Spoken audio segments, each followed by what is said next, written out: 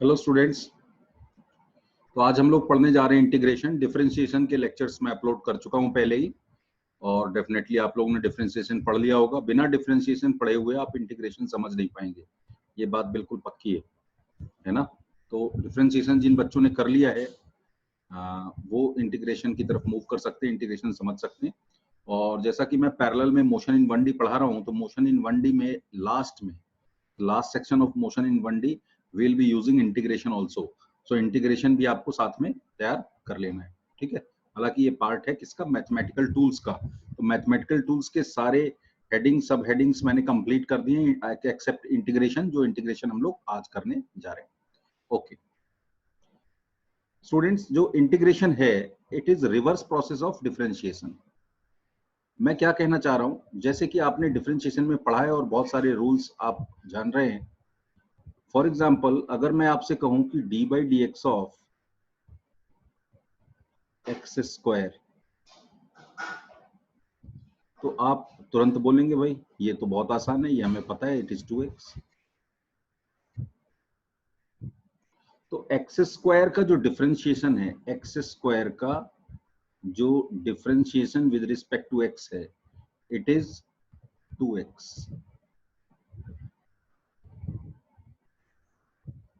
इसका मतलब हुआ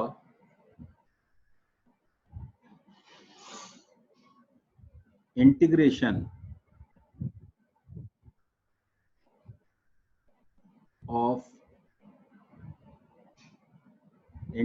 ऑफ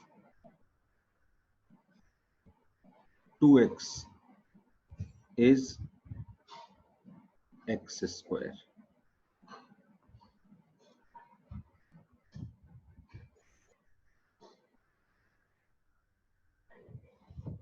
अच्छा, अब देखो एक और बात, अगर मैं कहूं आपसे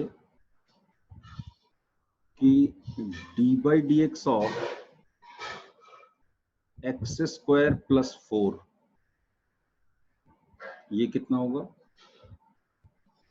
एक्स स्क्वायर प्लस 4 कितना होगा ये, it is also equal to 2x। तो यहां से हमें दूसरी बात पता लग रही है कि एक्स स्क्वायर प्लस 4 का डिफरेंशिएशन भी 2x ही होता है। ओके, तो मैं दूसरा स्टेटमेंट लिख सकता हूं क्या, integration of 2x is x square plus 4। तो आप कहीं ना कहीं समझ रहे होंगे तीसरी बात में कौन सी लिखने वाला हूं। तीसरी बात है, अगर मैं आपसे कहूं D by d x of x square minus 24, तो आप ये भी आप 2x ही लिखने वाले हैं। तो इसका मतलब मैं ये भी लिख सकता हूं क्या, integration of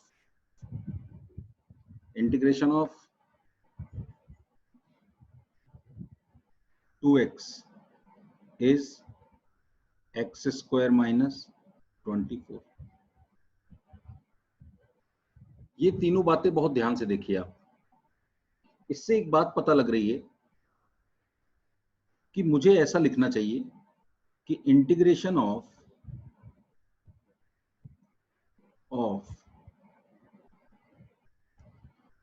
2x is x square plus c, where c is a constant. क्यों, c की वैल्यू कुछ भी हो सकती है। देखो, c की वैल्यू 4 हो सकती है, c की वैल्यू माइनस 24 हो सकती है, c की वैल्यू 0 भी हो सकती है। c की वैल्यू देखो, इस वाले केस में c की वैल्यू क्या आ रही है, c की वैल्यू 0 आ सकती है। तो आप ये समझ लो कि इंटीग्रेशन एक रिवर्स प्रोसेस है, और इसको ऐसे स्टेटमेंट में लिखने के बजाय इसे एक सिंबल दिया गया है, और वो सिंबल ये है। देखो, ये ऐसा सिंबल अगर मैं बनाऊं और यहां 2x लिख दूं और dx, इसका ये जो लिखा हुआ है इसका मतलब यही है, इंटीग्रेशन ऑफ 2x। ये जो लिखा है, ये जो सिंबल के साथ लिखा हुआ है, इसका मतलब है integration of 2x is equal to x square plus c। इसका मतलब ये तो बहुत ही आसान बात है, इसका मतलब है जो जो डिफरेंशिएशन आपको आते हैं उनके इंटीग्रेशन आप लिख सकते हैं। चलो दिखाता हूं मैं। जैसे आपको पता है D by d x of sine x क्या होता है? D by d x of sine x ये होता है कॉस एक्स। इसका मतलब है मैं लिख सकता हूं integration of cos x is sin x plus c। इस c को हम लोग बोलते हैं इंटीग्रेशन कांस्टेंट। क्या बोलते हैं? Integration constant. अब देखो d by d x of cos x क्या होता है? It is minus sine x. इसका मतलब है integration of minus sine x is equal to cos x plus c। या फिर इसको मैं लिख सकता हूं integration of sine x equal to minus cos x plus d लिख दो, दूसरा इंटीग्रेशन कांस्टेंट। बात समझ में आई? तो अगर आपको डिफरेंशिएशन आता है तो इंटीग्रेशन आप ऑटोमेटिकली जानते हैं, बस रिवर्स है। जैसे tan pi by 4 equal to 1। इसका रिवर्स प्रोसेस क्या है? tan inverse 1। अब देखो ये इसके रिवर्स का सिंबल है पावर -1। ये tan इनवर्स है, पावर नहीं है। tan इनवर्स 1 इसको लिखा जाएगा पाई बाई 4। तो अगर पाई बाई 4 का tan 1 है तो 1 का इनवर्स tan पाई बाई 4 होगा। जैसे ये दोनों कनेक्टेड है वैसे ही डिफरेंशिएशन और इंटीग्रेशन भी आपस में कनेक्टेड, सिमिलर है, सेम नहीं है। अब किसी ने मुझसे कहा कि सर ये बताइए कि d by d x of c x raise power n, ये फॉर्मूला आपने बताया था और इसका रिजल्ट आया था, क्या आया था result? C n x raise power n minus 1। ये फॉर्मूला हमें पता है, तो इसके आधार पर with help of this formula can you write the value of integration of x raise power n. चलो c भी ले लेते हैं, c into x raise power n d x. तो ये आएगा, बोलो क्या आएगा? अब यहां आपको ऐसी चीज लिखनी है जिसका डिफरेंशिएशन ये आ जाए, सी एक्स रेस पावर एन आ जाए। बोलो ठीक है। चलो ऐसे ऐसे देखो, ऐसे देखो, ज्यादा समझ में आएगा। इससे क्या पता लगता है? इससे ये पता लगता है कि integration of c into n x raise power n minus 1 की वैल्यू सी एक्स की पावर एन हो जाएगी। अच्छा, मैं अगर कहूं integration of c into x raise power n dx, बताइए क्या होगा?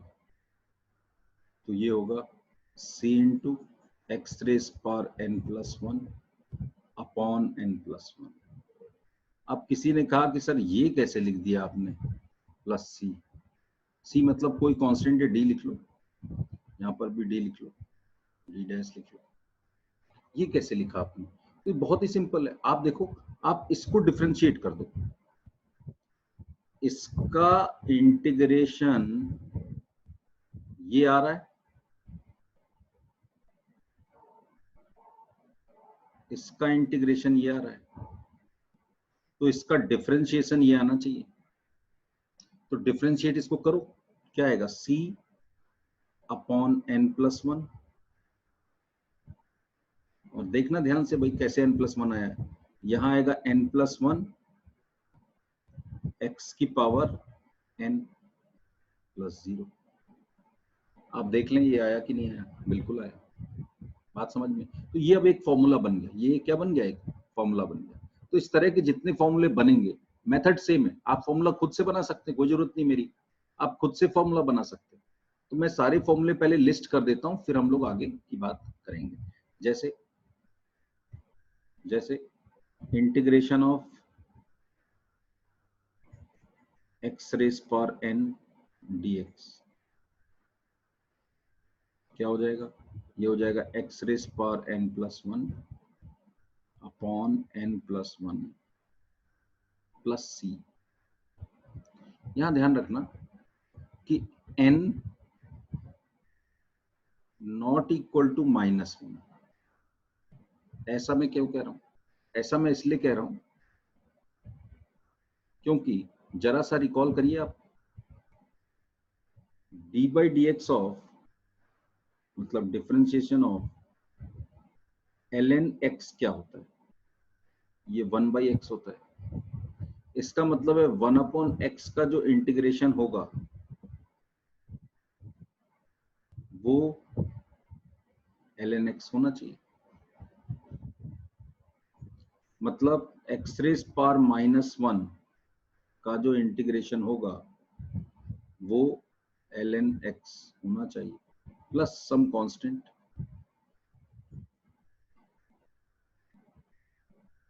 तो x रेज पावर -1 जब आएगा, है ना,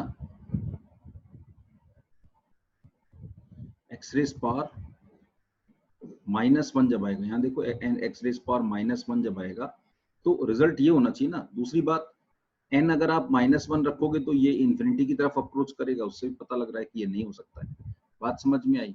तो दूसरा, ये पहला फॉर्मूला था हमारा मान लो, और जो हमने अभी अभी डिस्कस किया उससे हमारा एक दूसरा फॉर्मूला बन रहा है। और दूसरा फॉर्मूला ये है कि अगर n की वैल्यू -1 हो जाए तो x रेज पावर -1 dx अगर हो जाए तो इसकी वैल्यू क्या लिखनी होगी, ये होगा ln x प्लस c। तीसरा फॉर्मूला अगर मैं बोलूं, integration of sign x dx क्या हो जाएगा, माइनस कॉस x प्लस सी। चौथा, अगर बोला जाए integration of cos x dx, ये क्या हो जाएगा, साइन x प्लस सी। पांचवा, अगर बोला जाए integration of tan x dx,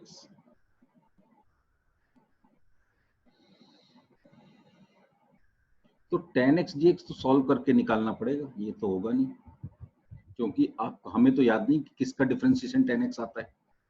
लेकिन अगर बोलूं integration of sec x into tan x, तो ये आपको याद आ जाएगा, ये होता है sec x प्लस सी। sec x का डिफरेंशिएशन क्या होता है, sec x into tan x। 6 number, integration of cosec x into cot x dx क्या होता है, माइनस cosec x प्लस सी। नेक्स्ट, अगर बोला जाए इंटीग्रेशन ऑफ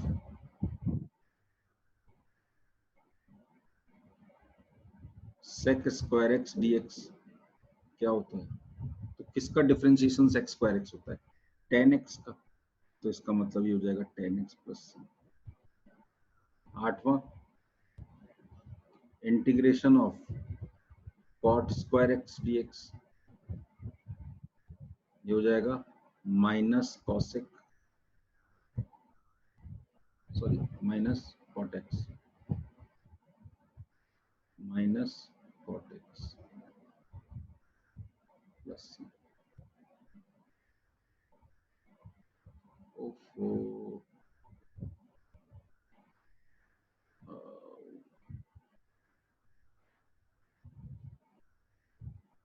फाइन, ठीक है। नौवां, integration of e raise power x dx क्या आएगा, e raise power x plus C. Integration constant लगाना हमें नहीं भूलना, ठीक। और कुछ बहुत सिंपल रूल है इंटीग्रेशन के, बहुत सिंपल रूल्स हैं। तो कुछ रूल्स तो एज इट इज हैं, जैसे वहां वैसे यहाँ। जैसे कि पहला रूल है कांस्टेंट मल्टीपल रूल, मतलब अगर कोई कहता है इंटीग्रेशन ऑफ 6 sin x, इसको सॉल्व करो, इसको बोलते हैं कांस्टेंट मल्टीपल रूल। तो ये हो जाएगा आपका 6 इंटू इंटीग्रेशन, कांस्टेंट जो होगा वो इंटीग्रेंड के बाहर, इंटीग्रेंड मतलब ये जो सिंबल है इसके बाहर आ जाएगा, है ना। और उसके बाद इसको सॉल्व कर दो तो ये आएगा minus cos x plus c। ठीक है, क्या है ये? Constant multiple rule. दूसरा एक रूल है, अगर आपको कोई कहता है integral of sin x plus 1/x dx, तो इसका मतलब होता है, और जरूरी नहीं प्लस हो, यहाँ पर यहाँ माइनस भी हो सकता है, मान लो माइनस, इसको बोलते rule of sum and difference. ये हो जाएगा integration of sin x dx minus integration of 1/x dx। Minus as it is रहेगा, अगर प्लस होता तो प्लस रहता, तो यहाँ आ जाएगा माइनस cos x और minus ln x plus integration constant. समझ में आई बात? और जो नेक्स्ट है वो हम लोग पढ़ रहे हैं, उसका नाम है method of substitution. Method of, next page में ले जा रहा हूं, मेथड ऑफ सब्स्टिट्यूशन, जिसका मैक्सिमम फिजिक्स में यूज होता है। अच्छा, इसके पहले वाले का भी होता है, वो तो बेसिक ही है, बेसिक यूज होता है, और method of substitution maximum use होता है फिजिक्स में। तो आइए मैं बताता हूं आपको कि मेथड ऑफ सब्स्टिट्यूशन होता क्या है। मेथड ऑफ सब्स्टिट्यूशन में हम लोग क्या करते हैं, फॉर एग्जांपल हमसे पूछा गया integral of tan x dx बताओ, तो कोई फॉर्मूला नहीं है जिससे हम इसके रिजल्ट को डायरेक्ट लिख पाए, ठीक है। तो हम लोग क्या कर रहे हैं, यहाँ पर ध्यान से देखिएगा, हम लोग क्या कर रहे हैं, हम लोग कह रहे हैं कि इसको ऐसा लिखो, integral of sin x upon cos x into dx लिख सकते हैं। अब ध्यान से देखो, मैं कह रहा हूं एक नए वेरिएबल को इंट्रोड्यूस करो। cos x को मैंने z मान लिया, cos x को क्या मान लिया मैंने? z। cos x equal to z। तो अगर cos x को z मान लिया तो differentiating with respect to x, cos x का डिफरेंशिएशन क्या आएगा? Minus sine. अब देखो बेटा, डिफरेंशिएशन इंटीग्रेशन ध्यान रखना, जब डिफरेंशिएट कर रहा हूं तो डिफरेंशिएशन के मेथड्स को यूज करेंगे, इंटीग्रेट करेंगे तो इंटीग्रेशन के मेथड्स को यूज करेंगे, मिक्स नहीं होना चाहिए। यही सबसे बड़ा रीजन है कि मैंने डिफरेंशिएशन पढ़ाने के इतने दिनों बाद इंटीग्रेशन का लेक्चर अपलोड किया है। समझ में आ रही बात? नहीं तो आप जब दोनों साथ में पढ़ते हैं ना, तो दोनों की खिचड़ी पका देते हैं आप। तो इसलिए हमने डिफरेंशिएशन को खूब किया, खूब किया, खूब किया, बहुत अच्छे से प्रैक्टिस हो गई, अब वो बैठ चुका है दिमाग में, तो उसकी हेल्प से हम इंटीग्रेशन में जा रहे हैं। We are not going to do any mistake now, okay. तो cos x का डिफरेंशिएशन आ गया माइनस साइन x, और इसका क्या आ गया? dz by dx। अब देखो, हमें यहां तक तो हम आ गए थे, इसी को सॉल्व कर रहा हूं। Integration of sin x upon cos x dx, देखो कैसे करना है। मैं कह रहा हूं इसको लिखो इंटीग्रेशन ऑफ cos x की जगह आप क्या लिख सकते हैं? z, यहां लिख दिया हमने z, वेरिएबल ही बदल दे रहा हूं। और sin x dx की जगह देखो, देखो यहां पर ध्यान से देखो, sin x इंटू dx की जगह क्या हो सकता है? Minus dz।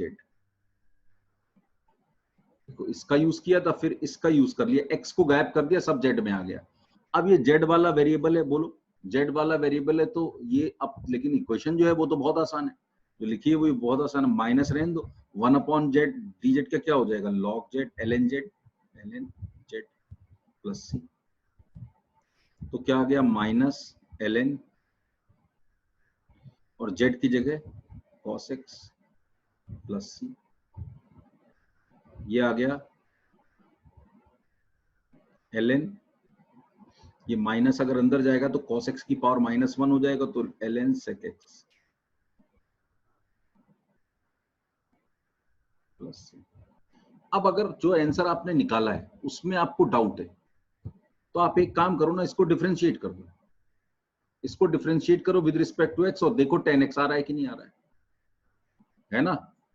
क्योंकि हमने क्या किया, इसका इंटीग्रेशन हमने लिखा है ये, तो जो आया है उसका डिफरेंशिएशन पीछे वाला होना चाहिए, तो उसको डिफरेंशिएट करो।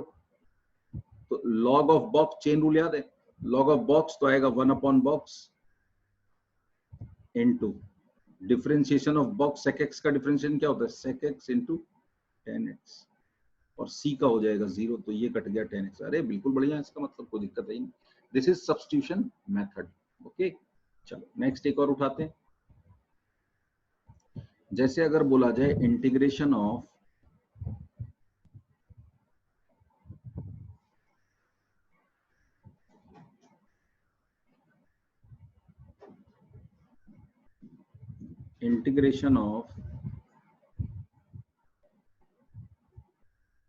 x square minus 4x plus 5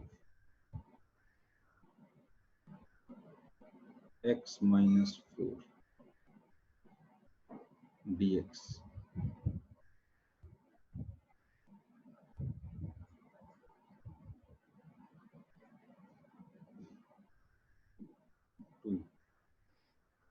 कह रहा है इसको इंटीग्रेट करो, वो ध्यान से देखोगे तो पता लगेगी बात। मैं कह रहा हूं देखो मैंने क्या पकड़ा है, देखना ध्यान से जरा, मैं कहां से पकड़ के चल रहा हूं। मैं यहां लिख रहा हूं x square minus 4x plus 5 equal to z, equal to क्या ले लिया मैंने, जेड। अब देखो जरा इसको डिफरेंशिएट करो, differentiating with respect to x, क्या आया, 2x minus 4 plus 0 equal to dz by dx। क्या आ गया, 2 into x minus 2 dx equal to dz आया। अब इसको सॉल्व करते हो, इंटीग्रल ऑफ, नीचे बताओ क्या लिखा है, x को z में सोच लिया, मैं बदल दूंगा, नीचे क्या लिखा है, नीचे z लिखा है, और ये वाला टर्म तुम्हें न्यूमरेटर में दिख रहा है, बिल्कुल दिख रहा है, x minus 2 into D x. उसकी जगह लिख सकते हैं क्या, dz अपॉन 2, और कांस्टेंट मल्टीपल रूल तो यहाँ पर भी है, कांस्टेंट जो होगा वो बाहर आ जाए, तो ये क्या हो गया, 1/2 ln z प्लस c। अब आंसर ऐसे मत लिखना, क्योंकि z तो हमने सोचा है ना, क्वेश्चन पूछने वाले को z का क्या मतलब, तो 1/2 ln और z को सब्स्टिट्यूट कर दो x के टर्म में, क्योंकि क्वेश्चन में x वेरिएबल था, minus 4x plus 5 plus c।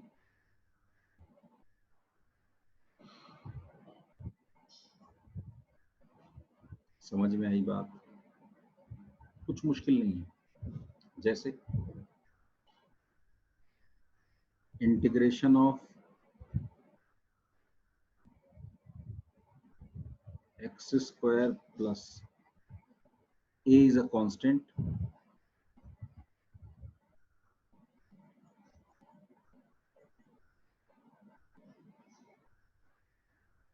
यहां पावर लिख दो 2, मान लो ये दिया हुआ, तो अगर ये दिया है तो हम क्या करेंगे, हम लेंगे x square plus a square equal to z. देखो फायदा क्या हो रहा है पता लग जाएगा, थोड़े प्रैक्टिस की रिक्वायरमेंट होगी, एक्चुअल में है तो ये मैथमेटिक्स का पार्ट, तो प्रैक्टिस चाहिए, सारा कुछ समझने के बाद भी फिजिक्स की तरह नहीं है ये कि आपने एक बार समझ लिया तो प्रैक्टिस की रिक्वायरमेंट बहुत ज्यादा नहीं है, ऐसा नहीं, ये मैथ है तो थोड़ा प्रैक्टिस चाहिए होगी। तो x square plus a square को जेड मान लिया, पावर 2 को नहीं लिया मैंने, केवल इसको जेड माना है, क्यों, क्योंकि इसको जेड मानूंगा और फिर डिफरेंशिएट करूंगा तो आएगा 2x plus 0 equal to dz by dx आया। अब इसका फायदा मैं उठाऊंगा, यहाँ देखो x dx की वैल्यू क्या है, dz अपॉन 2, देखो जरा ध्यान से, और नीचे जो लिखा हुआ है वो क्या लिखा हुआ है, जेड स्क्वायर, तो ये हो गया, ये 2 है भाई, z नहीं है, ये 2 है, ये 2 है, ये क्या है 2 है ना, और ये है इक्वल टू, ठीक, ये आ जाएगा 1/2 इंटीग्रल z की पावर -2 dz। क्या हो जाएगा ये 1/2 z की पावर -2 क्या आएगा, z की पावर -1 अपॉन -1, ये आ गया -1/2 और 1 अपॉन z मत छोड़ो, लिखो x² + a²। एक और चीज भूल गया मैं, c मत भूलना भाई, यहाँ पर भी लिखना है c। ये आंसर हो गया। समझ में आई बात?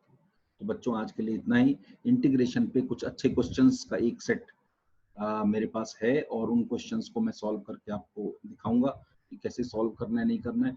तो वो मैं आपको एक और वीडियो अपलोड करूंगा जिसमें इंटीग्रेशन की हम लोग प्रैक्टिस करेंगे, और उस वीडियो से पहले आपको इतनी बात पक्की तरह से समझ लेनी है, ठीक है?